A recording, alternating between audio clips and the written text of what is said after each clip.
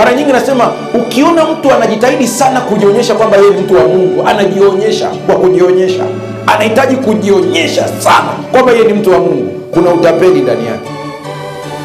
Uchaji Mungu hauonyeshwi kwa jitihada za mtu, unaonekana automatic. Haleluya!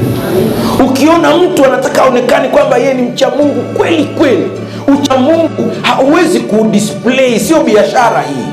Automatic hali ya kiroho ya mtu itaonekana nje. Anasema wanafiki wao tabia yao wanapenda kusali ili waonekane na watu, hiyo ndio sera yao.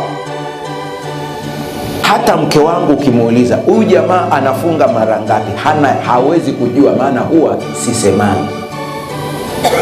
Watashtukia tu siku fulani kisema niandalieni chakula fulani, wanaanza kuhisi atakuwa amefunga. Maombi ninayofanya binafsi hapo nyumbani mara nyingi sana ni ya kitandani mwangu, mara nyingi sana.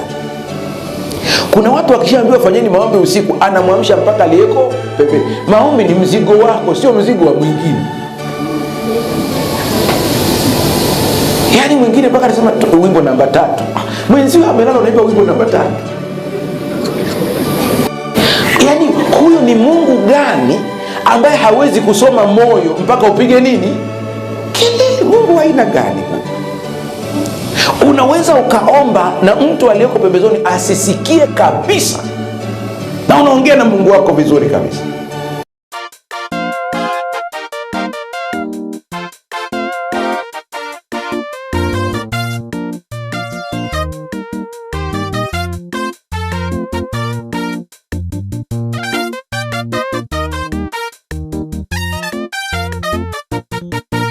Ni mara ngapi wasikia wito ndani ya moyo wako wala hutekelezi? Umekaa chini umeridhika, wengi wapotea kila kukicha. Wewe umeitwa tena kuwa chumvi iletayo ladha kwenye chakula. Amka uende, muda umefika, tangaza kote kutoka Babeli. Ni mara ngapi wasikia wito ndani ya moyo wako wala hutekelezi? Umekaa chini umeridhika, wengi wapotea kila kukicha. Wewe umeitwa tena kuwa chumvi iletayo ladha kwenye chakula. Amka uende, muda umefika, tangaza kote kutoka Babeli. Mimi ninakwenda na vijana wangu, watoto wangu, vyote nilivyo navyo. Wako watu wengi waisubiri huduma yangu na maombi yangu. Bwana niwezeshe, unipatie Roho Mtakatifu, niende kamwe nisirudi nyuma. Mimi ninakwenda na vijana wangu, watoto wangu, vyote nilivyo navyo. Wako watu wengi waisubiri huduma yangu na maombi yangu. Bwana niwezeshe, unipatie Roho Mtakatifu, niende kamwe nisirudi nyuma.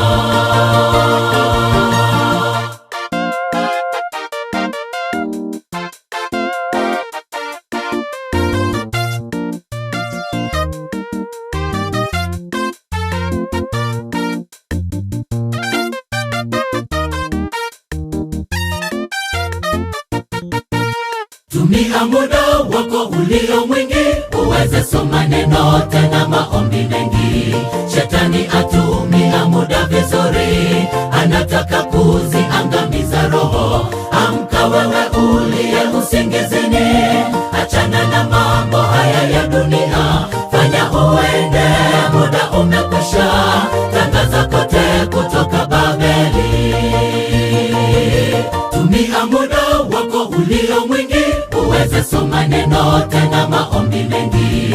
Shetani atumia muda vizuri, anataka kuziangamiza roho. Amka wewe uliye usingizini, achana na mambo haya ya dunia. Fanya uende, muda umekwisha, tangaza kote kutoka Babeli. Mimi ninakwenda na vijana wangu, watoto wangu, vyote nilivyo navyo. Wako watu wengi waisubiri huduma yangu na maombi yangu. Wananiwezeshe, unipatie Roho Mtakatifu, niende kamwe nisirudi nyuma. Mimi ninakwenda na vijana wangu, watoto wangu, vyote nilivyo navyo. Wako watu wengi waisubiri huduma yangu na maombi yangu. Wananiwezeshe, unipatie Roho Mtakatifu, niende kamwe nisirudi nyuma. Mimi ninakwenda na vijana wangu, watoto wangu, vyote nilivyo navyo. Wako watu wengi waisubiri huduma yangu na maombi yangu. Wananiwezeshe, unipatie Roho Mtakatifu, niende kamwe nisirudi nyuma. Mimi ninakwenda na vijana wangu, watoto wangu, vyote nilivyo navyo. Wako watu wengi waisubiri huduma yangu na maombi yangu. Wananiwezeshe, unipatie Roho Mtakatifu, niende kamwe nisirudi nyuma.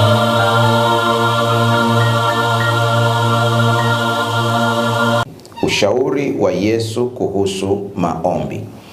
Wale ambao walikuwepo tangu mwanzoni, kuna baadhi ya vitu ambavyo narudia sana. Inapokuja hoja ya Yesu anaongea kitu, msikilize kwa makini sana. Nimewaambieni nabii yeyote katika kampenda mtu maarufu kwenye Biblia, lakini anapokuja Yesu ndiye anafunga yote. Yaani hata ukimsikia Yesu amemkosoa mtu aliyepita, hata kama unampenda kiasi gani, msikilize. Yaani yeye ndiye final. Nimewapa mifano kadhaa. Kitabu cha Ibrania sura ya 1 fungu la 1 pale anaelezea vizuri kabisa kwamba Mungu alisema nasi kwa namna nyingi, kwa njia nyingi, kupitia manabii, lakini mwisho wa zama hizi amesema nasi kupitia mwana wa pendo lake, ambaye kwa yeye alifanya ulimwengu. Lile tukio la wakati Yesu akiwa pale mlimani na wanafunzi wake watatu wawili, mnakumbuka vizuri, alipobadilika sura. Walikuwa wanafunzi wangapi? Watatu. Wa kwanza Petro, Yakobo na Yohana. Lina mafunzo mengi sana lile tukio. Lina mafunzo kadhaa, lakini moja mafunzo ambayo yako pale ni yafuatayo. Walipokuwa anabadilika, Yesu anabadilika sura, wakatokea Musa na Elia. Ni manabii maarufu katika Israeli, huenda kuliko manabii wote uliowahi kuwafahamu wewe. Ukiangalia hata Elisha na mambo makubwa aliyofanya, lakini hana umaarufu kama Elia. Alifanya vitu vikubwa na Mungu ana sababu zake za kuwafanya hivyo. Musa anakuwa maarufu kweli kweli na anatajwa. Unajua ukisoma habari za Musa na umaarufu wake ni kana kwamba anamfunika hadi Adamu. Kwa hiyo Israeli ukikosea hao manabii ukawaletea shida, unapigwa mawe. Unasema mchungaji, sijakuelewa. Kosa ambalo alisingiziwa na both ilikuwa ni kumtukana Mungu na Musa. Kwa hiyo huwezi kuwagusa hao kabisa. Na ndio wakatokea sasa. Na wametokea wako pale, sauti inasikika. Mungu alifanya makusudi kwa introduce pale. Maana anajua hawa ndio mnaoheshimu sana. Israeli mnamheshimu Musa, mnamheshimu sana Elia. Ametokea. Alafu sauti ikasikika. Huyu ndiye mwanangu mpendwa.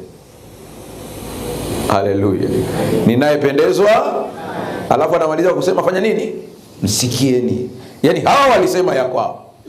Hawa walikuja wakaweka pointi zao. Lakini sasa hivi hapa, msije mkabishania kuhusu Musa, msibishanie kuhusu Elia, ila sikizeni Yesu anasema nini. Haleluya. Akaletwa mwanamke aliyefumaniwa kizini. Torati inasemaje? Musa anasemaje? Kwa nini nitumie hiyo lugha? Musa anasemaje? Mzinifu afanye nini? Apigwe mawe. Yesu akasemaje? Asiye na dhambi.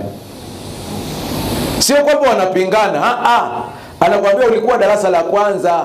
Darasa la kwanza 10 toa 200 haiwezekani. darasa la kwanza, si ndio hivyo Lakini ukifika la 6, kwa hiyo anza kuona tofauti. Yesu ndiye faino. Inapokuja kwenye hoja ya maombi, Yesu ni faino. Nampenda sana Kefa, Petro. Na ingekuwa hapa duniani tunagawa makabila, Petro tungempeleka Tarime kabisa. Yaani Petro vitu vyake, wenzake watakwama vitu. Wakiwa na maswali magumu anaambia wewe ndiye jasiri, nenda ukaulize. Mnakumbuka hata siku ile walivyomuona Yesu anakuja kama mzuka. Jasiri alikuwa ni Petro peke yake. Wote wameogopa. Jamaa akasema, haya mambo tumeyazoea ziwani sana, nyie wageni wa ziwa. Akasogea karibu. Bwana, kama ni wewe, niamuru nije kwako. Akasema njoo. Ndume ikakanyaga. Kefa ndiye huyo mwishoni kabisa. Alimtazama mtu mmoja anamgusa Yesu, anasema huyu jamaa haelewi. Najua kutumia panga. Akalivuta. Kefa huyo ili ujue na nguvu ya ushawishi. Yesu amekufa, ndiye huyo anaambia wenzake tukavue samaki. Yaani hii biashara ya kuokoa watu ishie wapi? Hapa hailipi. Kefa ndiye huyo aliyembana Yesu. Akapiga mahesabu, mbona hatupati hela? Kila siku tunaambiwa tu yeye ambaye ametia mkono wake katika hii kazi akarudi nyuma hafai. Sasa Rabi, sisi tulioacha vyote tukakufuata, tunapata nini? Yaani kwa lugha nyingine, sifanyi biashara isiyolipa. Kefa huyo. Kefa huyo ndiye aliyempa signo Yohana wakati wa meza ya Bwana. Yesu anazunguka round, mmoja wenu atanisaliti. Kefa hataki vitu vya kuzunguka. Tutajie jina, tumjue hapa. Ni nani? Ni Kefa huyo. Lakini Kefa ndiye aliyechunguza, sasa mbona Yesu staili yake ya kuomba ni tofauti na wengine? Bwana, tufundishe kuomba. Haleluya. Umeona faida za Kefa Kila mtu kwenye kanisa ana kazi na faida yake. Msije mkaanza kudharauliana na kutengana kwa sababu ya hulka. Hizi hulka zimeunganishwa kama maua. Kila hulka ina kazi yake. Kwa huko kwenye kwaya huko, msije mkasema fulani ana harara. Hao wenye harara tunataka pia. Maana kuna maeneo upole haufanyi kazi. Kuna vitu huwezi kuvikemea kwa sasa, muache tu jamani, acheni. Hakuna. Yaani kuna saa inatakiwa, acha ujinga. Inafanya kazi. Mungu atusaidie sana. Sikia ushauri wake wa Yesu sasa kwenye kitabu cha Mathayo sura ya 6. Sura ya 6 ya Mathayo na sura ya 7 ni sura ambazo ukipata wasaa uzisome vizuri ukiwa umetulia. Sikia ushauri wa kwanza. Ushauri wa kwanza. Fungu lile la 5 sura ya 6. Sikia maneno haya. Tena msalipo, msiwe kama wanafiki, kwa maana wao wapenda kusali hali wamesimama katika masinagogi na katika pembe za njia, ili waonekane na watu. Ushauri wa kwanza. Maombi yako ili yawe ni maombi ambayo yana thawabu na matokeo. Usifanye maombi ya kujionyesha. Kabisa. Kuna watu wana display, wanaonyesha utakatifu wao kwa nje, wanataka uonekane. Mara nyingi nasema ukiona mtu anajitahidi sana kujionyesha kwamba yeye ni mtu wa Mungu, anajionyesha kwa kujionyesha. Anahitaji kujionyesha sana kwamba yeye ni mtu wa Mungu, kuna utapeli ndani yake. Uchaji Mungu hauonyeshwi kwa jitihada za mtu, unaonekana automatiki. Haleluya. Ukiona mtu anataka aonekane kwamba yeye ni mcha Mungu kweli kweli, ucha Mungu hauwezi kudisplay, sio biashara hii. Automatiki hali ya kiroho ya mtu itaonekana nje. Anasema wanafiki wa tabia yao wanapenda kusali ili waonekane na watu. Hiyo ndio sera yao. Kuna ka guest fulani hivi Pastor Kusaga, nilisikia na wewe ulishawahi kulalapo hapo, na mimi nimelala hapo kako huku Sadani. Tulilala humo tukapigwa na hao wadudu wanaitwa kunguni.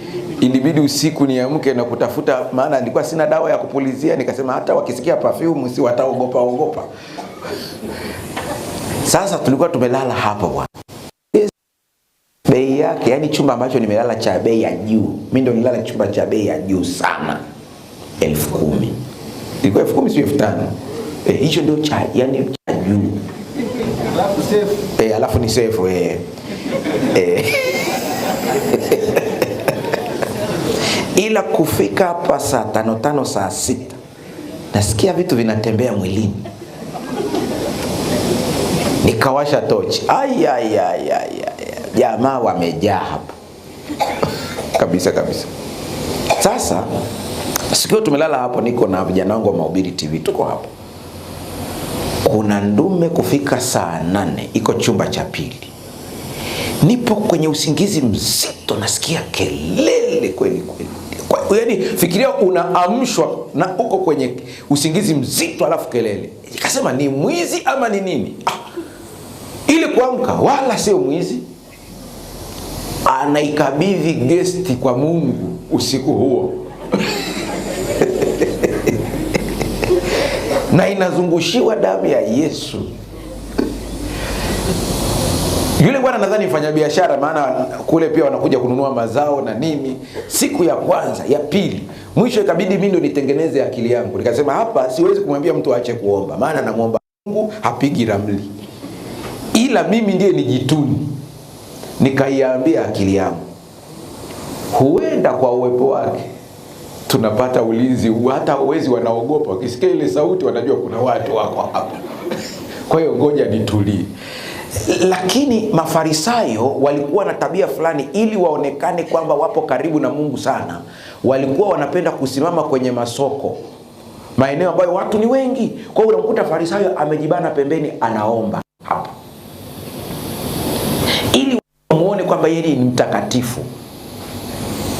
Nasema hili kwa nia ya kufundishia na mimi nisiwe kama wao.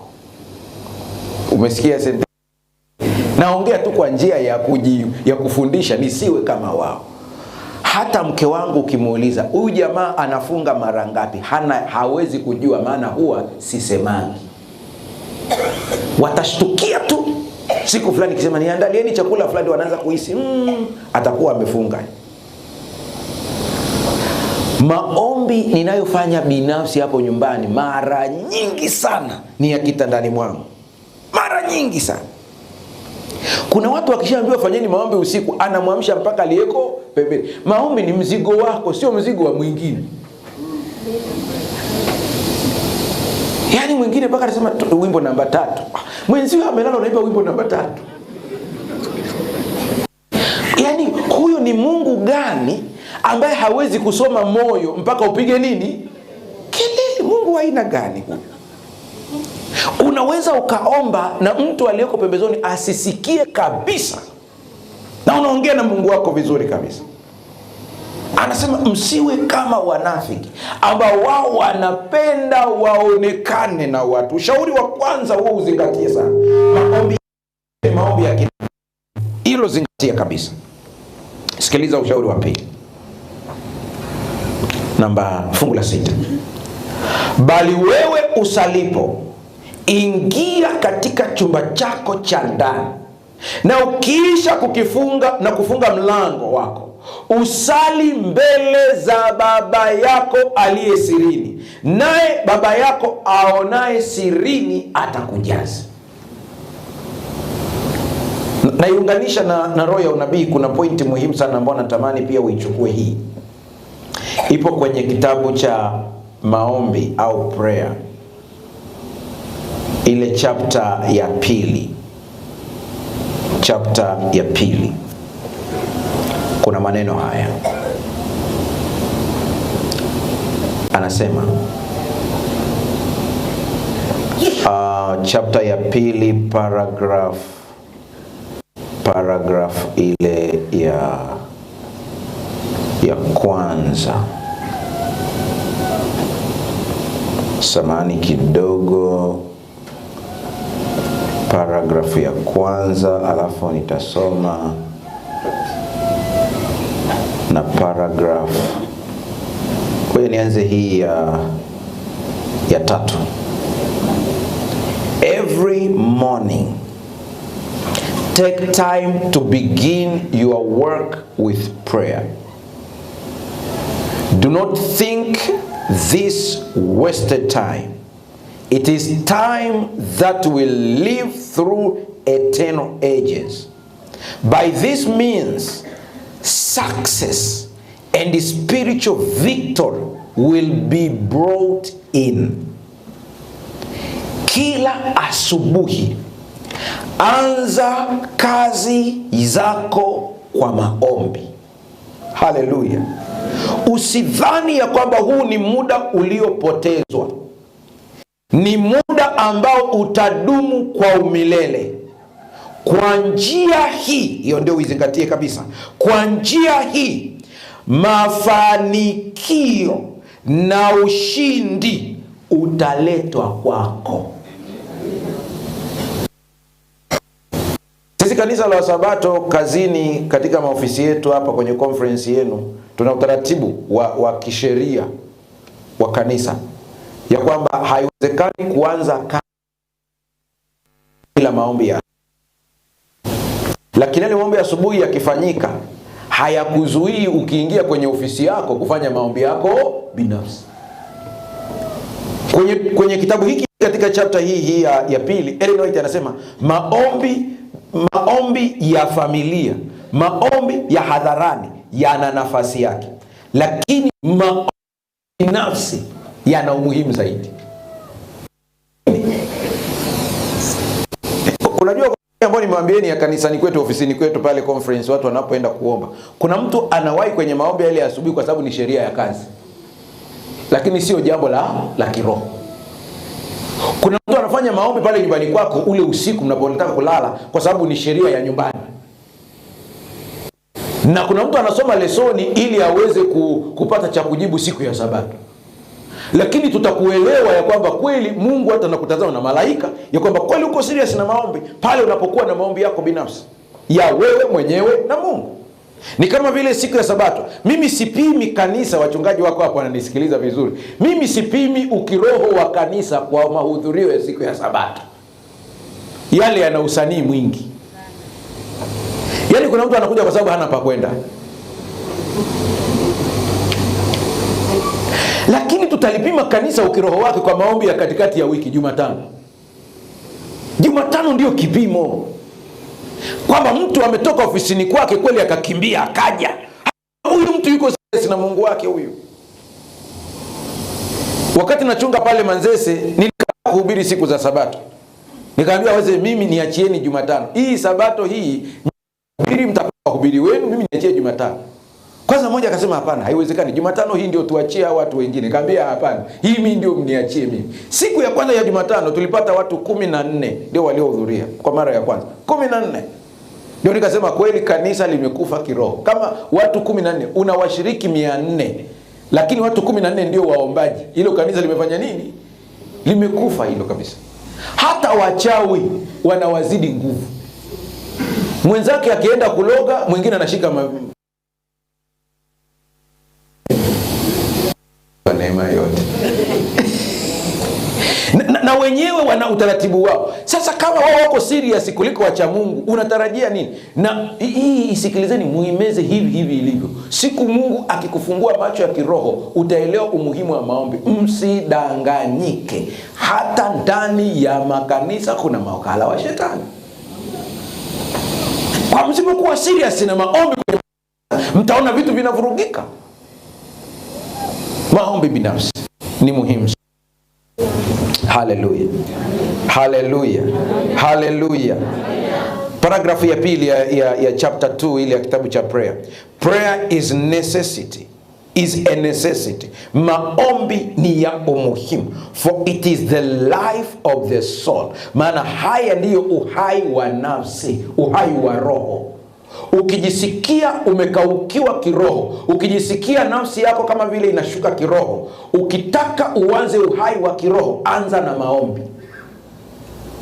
Na ndugu zangu, mgonjwa akiwa amekosa appetite, tunasubiria awe na appetite ndipo ale au tunamlazimisha? Mshike mkono jirani yako, mwambie kaa mkao wa kusikiliza. Ninawaulizeni, mgonjwa ambaye anaishiwa nguvu na hawezi kula, tunasubiria apate appetite ndipo ale au tunamlazimisha? Mimi simuelewi mtu anayeniambia mimi siombi kwa sababu sijisikii. Hatuombi kwa vile tunajisikia. Tunaomba kwa sababu kuna umuhimu wa kuomba. Haleluya. Yaani sifati kwamba sasa hivi najisikia kuomba. Ngojeni niwaambieni, ndugu zangu, naongea mbele yenu na mbele ya malaika na mbele ya Mungu aliye hai. Nimewaambieni hivi, kama nitasimama hapa na kuhubiri ambalo mimi mwenyewe sio maisha yangu, nitakuwa msanii. Siwezi kukuambia kwamba mimi siku zote najisikia kuomba, nitakuwa muongo. Kuna sana mimi sijisikii kuomba, ila ninajilazimisha, maana najua ni umuhimu kwa ajili ya uhai wa roho yangu. Haleluya. Yaani kuna sana uambia mwili usinichanganye, hata kama unanisikia nimechoka na nini, lazima niombe. Na kuna kitu mimi nakipenda sana, ukipenda iga na wewe kama kitakufaa. Mimi napenda sana kuomba wakati nipo kitandani, ile nalala ile. Nipo kitandani pale, ninaomba kichwani mpaka ninashikwa na usingizi. Yaani hata sikumbuki amina huwa naisemaga saa ngapi.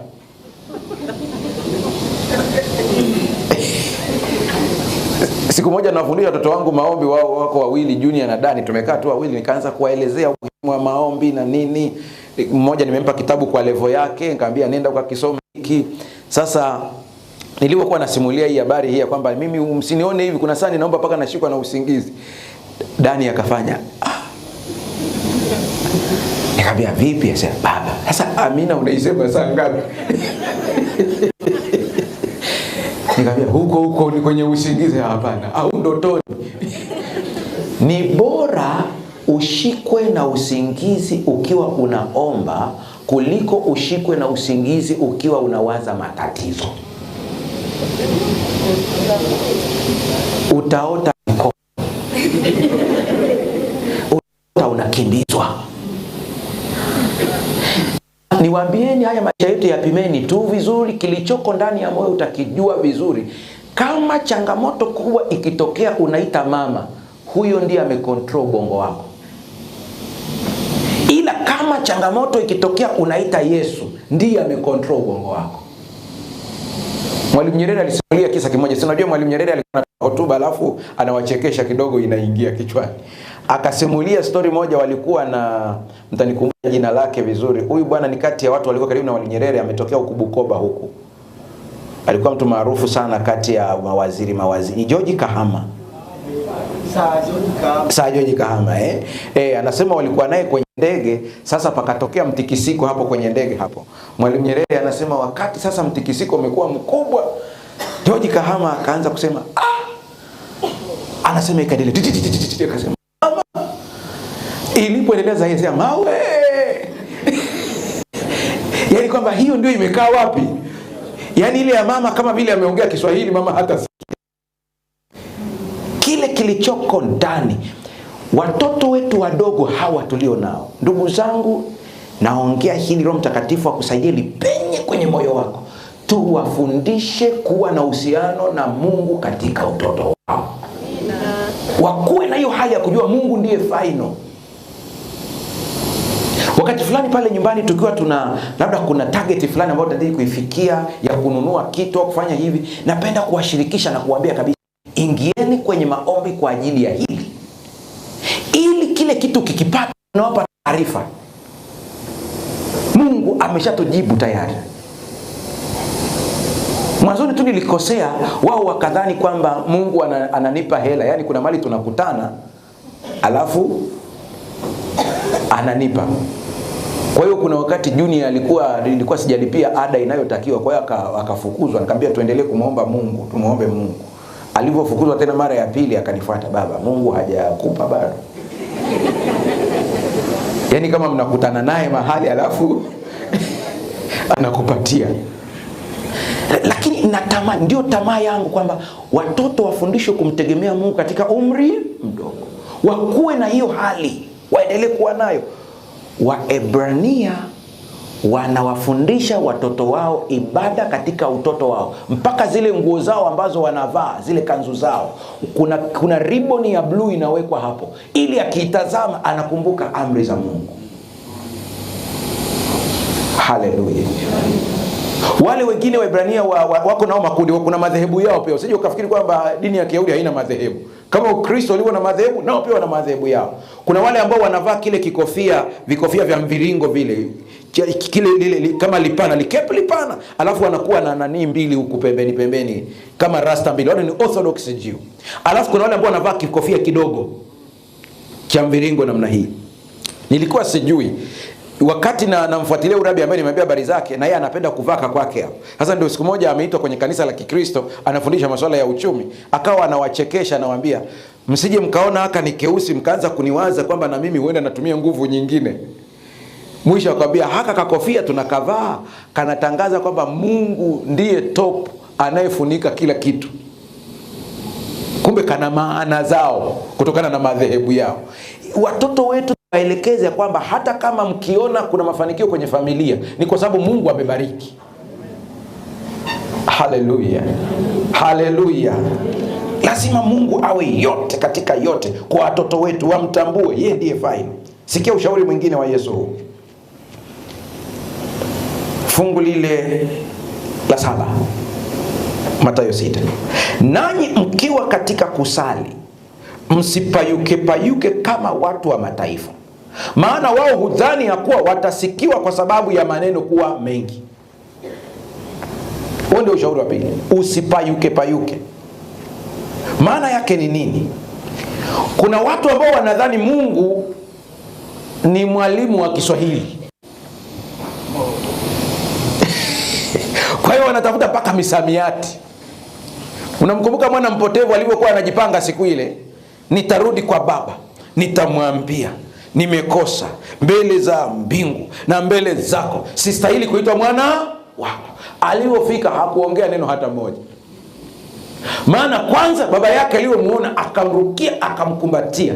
Iko hivi, Mungu anakusubiria sana uje katika chumba cha maombi. Wakati mwingine misamiati yako na sentensi zako wala haziangalii. Anachoangalia ni lugha ya moyoni. Ukweli hatuna lugha nzuri ya kufikisha mbele za Mungu. Ndio maana Biblia iko wazi kabisa, na Roho hutusaidia. Haleluya.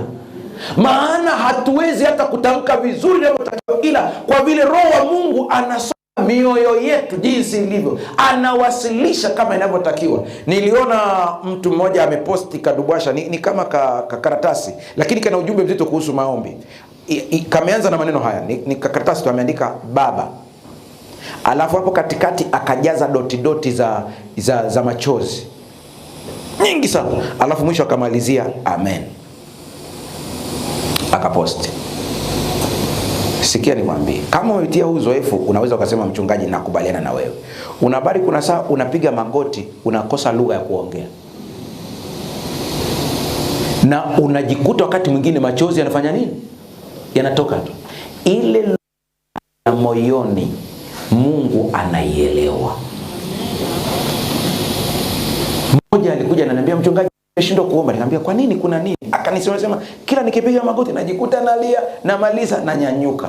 Sasa nikamwambia mbona umeshaomba tayari? Yaani hilo chozi hilo linahesabiwa na linajulikana, kila chozi na maana yake. Haleluya. Nimesema kila chozi lina maana yake. Kila chozi lina maana yake. Sikia, huenda ukasema lakini pastor, hapa tu unatufariji. Sikiliza, hebu andika hili fungu, huenda tu hili limekuja by the way kwa sababu nimetamka hili, lakini unaweza ukaliandika. Lipo kwenye kitabu cha Zaburi.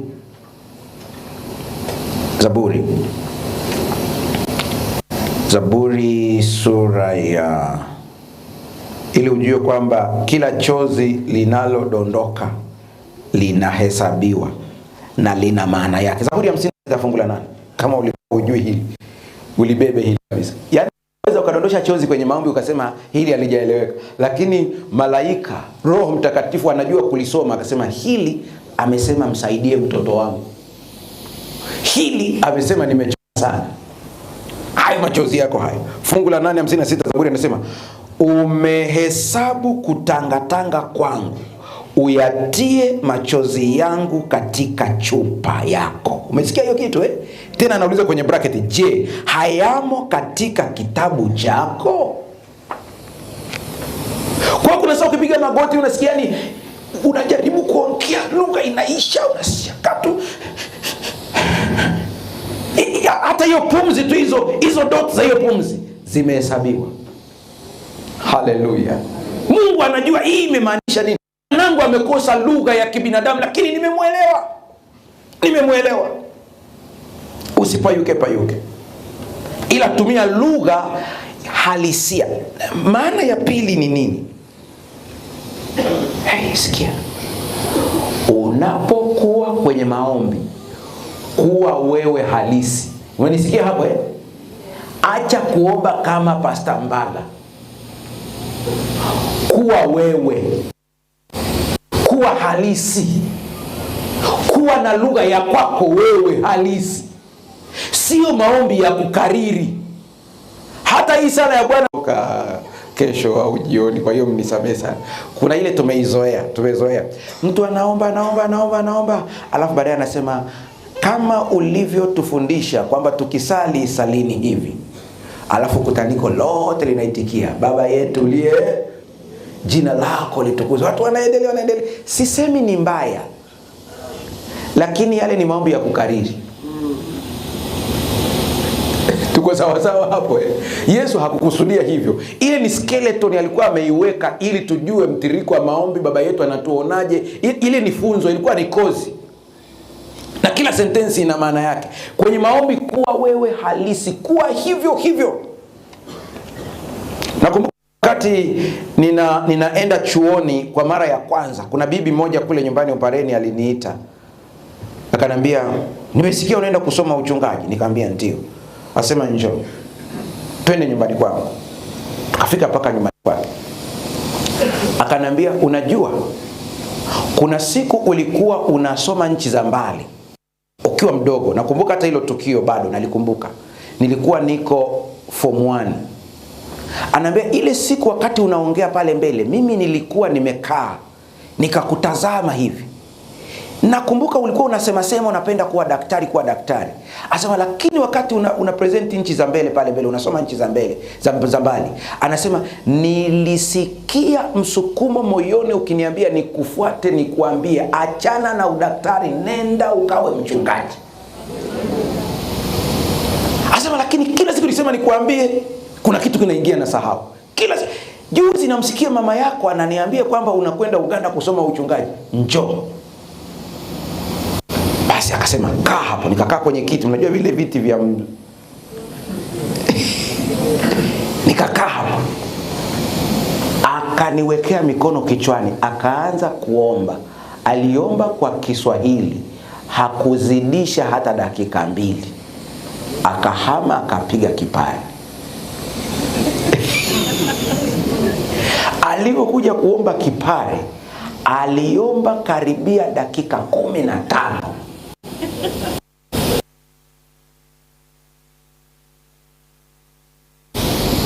Kwa sababu amekufa, ndio maana nasema hii habari. Nilifumbua macho.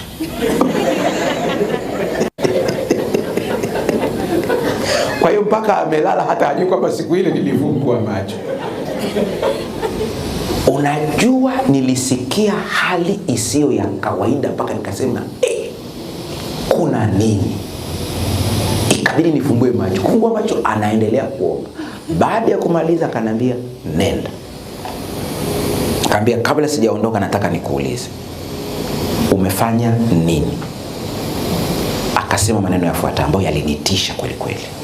Akasema nilimwambia Mungu, umenisukuma mara kadhaa nimwambie asome uchungaji, nimeshindwa. Siku akienda kusoma uchungaji, kama ikikupendeza nichukue. Unajua hakumaliza hata ile bibi akala. Kwa nini nimekupa hiki kisa? Kiswahili kilikuwa kinapoteza utamu wa maombi. Na unajua kuna watu wanadhani kama Mungu anasikia Kiswahili tu. Mungu wako anasikia Kiswahili, achana naye. Maana siku ukiongea lugha ya mama hataelewa. Ila Mungu wangu unayemtumikia anajua lugha ngapi? Mungu atusaidie. Mwisho kabisa,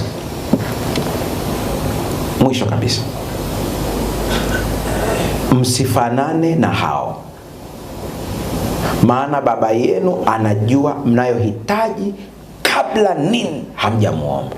Kwa nini nimalizie kwa hili?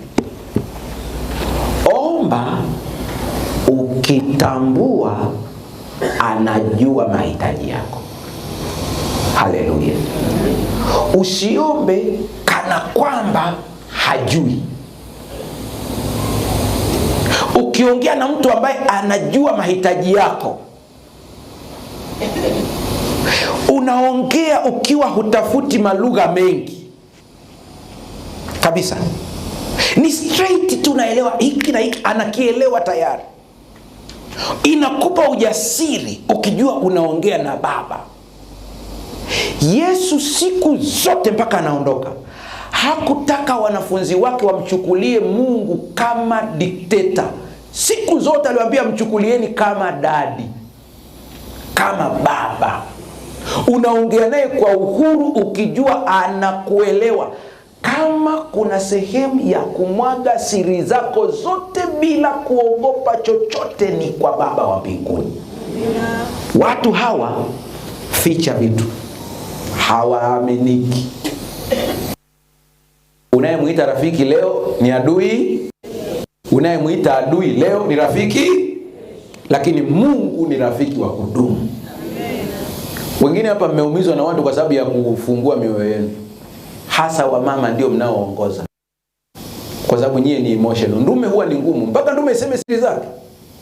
Anaweza akaugulia na jambo lake hapo miaka, ndio mnashtuka hivi, kumbe alikuwa anapitia ugumu. Lakini akina mama akipata mtu tu rafiki yake ambaye anaona huyo ananisikiliza, tayari mihemko inakuwa mikubwa. Anamwambia nina jambo, usimwambie mtu. Na yule naye kwa sababu wanapenda wanawake ni wadadisi kwa asili. Mlikuwa hamjui hilo wazee ni wadadisi hawa mama. Unaweza tu kukaa tu hivi unafanya tu hivi. Mama tu amekaa na kupiga jicho tu. Anachati na mtu. Alafu unacheka sasa, unaona mpaka anacheka. Mimi tukiwa naye hacheki. Ila na huyo mtu wake wao ni wadadisi, ndivyo walivyo. Sasa katika udadisi mtu akishajua una kitu tayari atakuchokonoa. Una nini? Kuna nini kinachoendelea? Huyu unayemfungulia moyo wako wote, ukaanza kumsimulia vitu vyako vyote, mpaka vitu vyako vya kule nyumbani kwako, ukimwamini kwamba ni rafiki yako. Nataka nikwambie anaongozwa na homoni za mihemko. Na yeye atakutana na mwenzake, naye atamhemkia. Naye akikutana naye anamwambia, unamuona nani? Sasa na wanajua kuelekeza, utafikiri yani hao utafikiri ni CIA au sijui alisomea Urusi.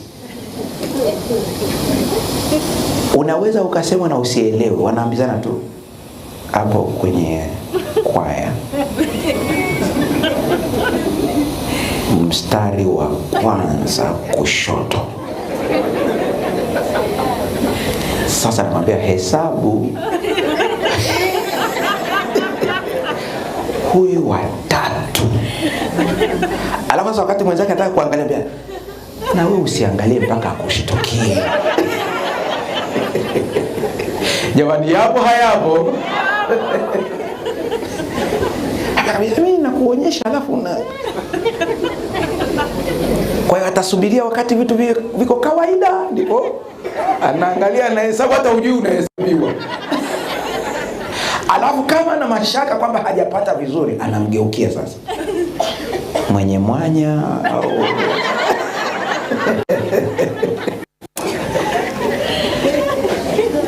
sasa atamwagia vyote ulivyomwambia, maana tayari anamwambia usimuone hivyo. Mbingu mbali. Kwa hiyo ni vichocheo ili uwe na hamu ya kufanya nini? Mimi namwamini mmoja tu, Yesu Kristo. Huyo ndiye aliyemtamkia yule mwanamke aliyekamatwa akizini, akamwambia hata mimi sikuhukumu. Mna habari hata Yuda Yesu hakupenda kumfunua, ni basi tu alipambana kumsaidia mpaka kafika mwisho kabisa. Ile siku unaona Yesu anampa tonge, ilikuwa ni kwamba Yesu alikuwa anasarenda kwamba nimefika mwisho. Ndio maana akachukua ile tonge akachovya akampa. Biblia inasema alivyolimeza tu shetani akafanya nini? Akamwingia. Ina maana huo muda wote alikuwa hajamuingia. Alikuwa anaongea tu kwa njia anamshawishi Yesu baada ya Yuda. Usikubali Yuda. Lakini Yesu aliposema nimefika mwisho, shetani akamwingia. Ukitaka ujue Yesu ana upendo, ndugu zangu, tusisome hawa mitume ukawaona kama walikuwa watu wa tofauti. Ni binadamu kama sisi. Kama kuna mtu angetupwa ni Kefa. Alimkana Yesu mara ngapi? Lakini bado akigongana macho, Yesu bado anamuita rudi, rudi, rudi. Naomba tusimame.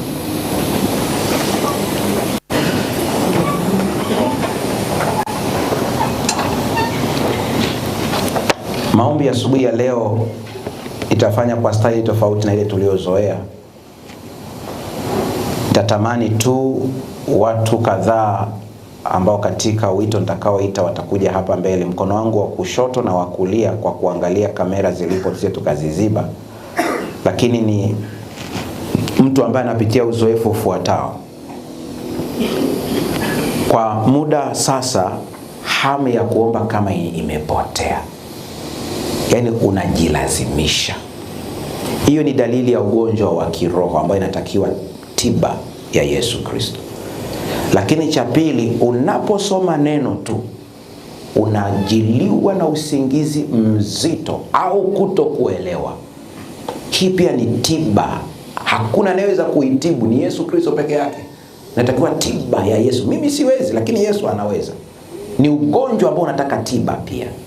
Sasa hawa watu, makundi haya mawili, au uenda ikawa ukawa kwenye kundi hili mara zote, huko kwenye kundi hili unasema mimi katika watu ambao wanasinzia nimo, wakati wa kukosa hamu ya kuomba pia nimo, nahitaji Yesu atende kitu.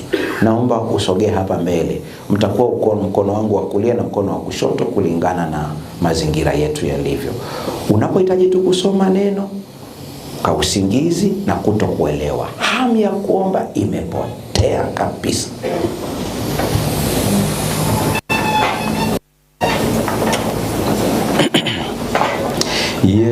Yesu anasema wewe huna nguvu, kesha ukaombe na uje mwanangu.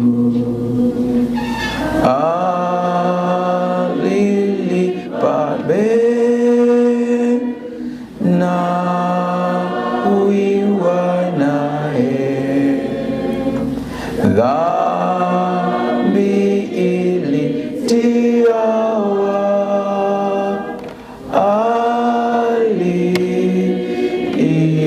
aliiondoa. Dakika chache za maombi ya moyoni, mwambie Yesu yale mahitaji yako.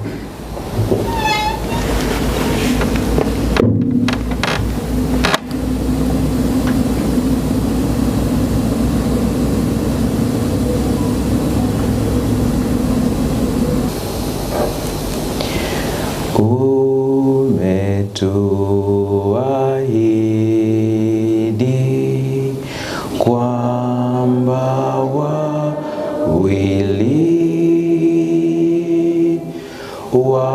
watatu kwa jina lako wakija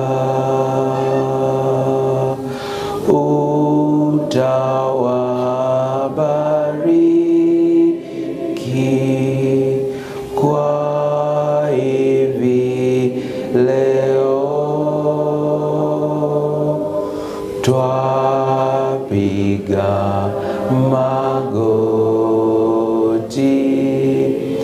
nyumbani pako. Yesu uje kwetu. yetu.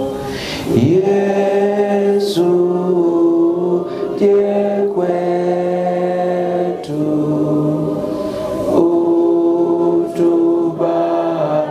utubariki. Yesu uje kwetu,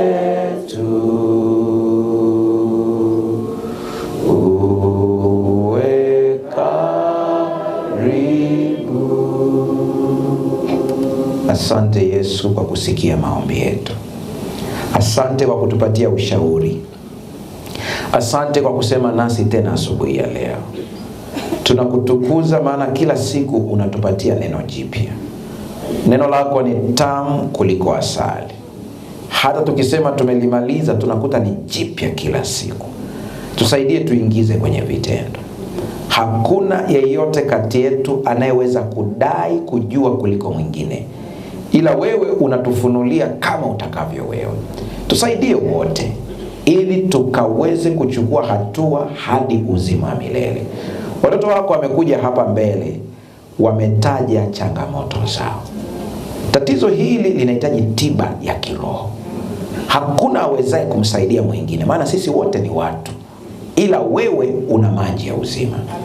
Nakusihi, ikiwa wagonjwa wa kibinadamu, kibiolojia, wanapewa dawa, wanatundikiwa drip, tutundikie drip ya kiroho ili tukafufuke na kupata nguvu mpya. Na ikiwa kuna mahali tulifanya uzembe wa kibinadamu hadi hali hii katupata, utusamehe. Lakini tunapoanza tena upya, tufundulie macho yetu ya kiroho tuweze kuona. Hatari inapokuja, tuitambue mapema. Tusiruhusu ugonjwa ukakomaa. Tusaidie tuweze kutafuta msaada mapema ili nguvu za kiroho zisipungue. Tunaishi wakati wa mwisho. Bila macho ya kiroho hatuwezi kusonga mbele. Wewe ukatusaidie, tukeshe tukiomba. Sio kukesha kutokulala, bali kuwa macho. Ukatusaidie. Bila wewe sisi hatuwezi. Neema yako ikawe nasi. Ikiwa kuna wagonjwa waliokuja, wakapokea uponyaji. Ikiwa kuna ambao wamekuwa na changamoto za hasara kibiashara, wakapokea baraka.